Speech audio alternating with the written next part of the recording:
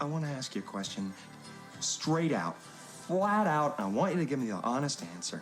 A little FCS playoffs 101 here. Seeding is so important in this format. They seed 8 teams. You get first-round byes, so you're not going to be playing on Thanksgiving weekend. Good to be home with your friends and family. Top 4 seeds get home field through the quarters. Top 2 seeds get home field through the semifinals. 10 of those FCS leagues getting automatic bids. The rest are at-larges. Again, look at the fine print at the bottom. Teams from the same conference will not be paired for first-round games.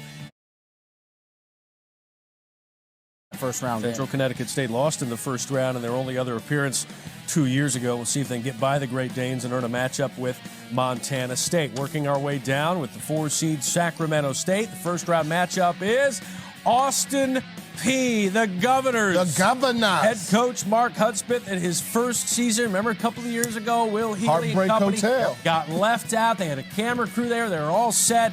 Took a couple of more years, but they are in their first OVC title and 42 years in their first FCS playoff appearance. And their first-round matchup at home in Clarksville, Tennessee will be against... Watch this. This is a surprise. They're nervous. Ooh. Furman got in. Relax, fellas. Paladins finished second in the Southern Conference, won a national championship more than 30 years ago. Their 18th FCS playoff.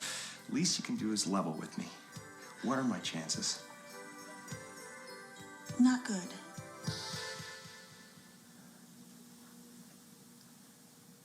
You mean not good like 1 out of 100? I'd say more like 1 out of 1 million.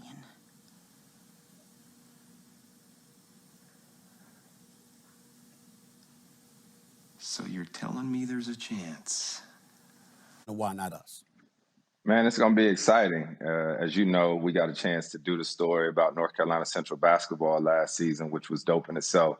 But this is different. I mean, I grew up playing football. A lot of people don't know, but I played varsity football instead of varsity basketball for 2 years in high school.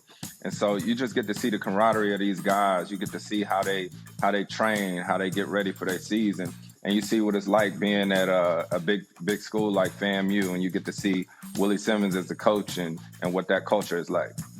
Remind the audience of why it's so important to you to tell these HBCU stories and highlight HBCU athletic programs. Yeah, it's important to me, first and foremost, because it's part of my DNA. You know, even though I went to Wake Forest University, I grew up right there at Winston-Salem State. I was at football games every Saturday, and that's just part of my family and part of my upbringing. And so to tell these stories are huge because you get a chance to see what a lot of these kids are going through, the different environments that they come through, and their struggle and what it looks like for them to try to level the playing field. And it's dope, man, because a lot of times kids don't get a chance to hear their stories. They only see the stories of, you know, the Blue Bloods and these big schools out here. So I'm proud of our team, and I'm excited about this project with FAMU. Professional football has a maxim of take what they give you. We have always operated under a different philosophy of take what we want. The autumn wind is a pirate, blustering in from sea. With a rollicking song he sweeps along, swaggering boisterously. His face is weather-beaten. He wears a hooded sash, with a silver hat about his head and a bristling black mustache. He growls as he storms the country, a villain big and bold. And the trees all shake and quiver and quake as he robs them of their gold.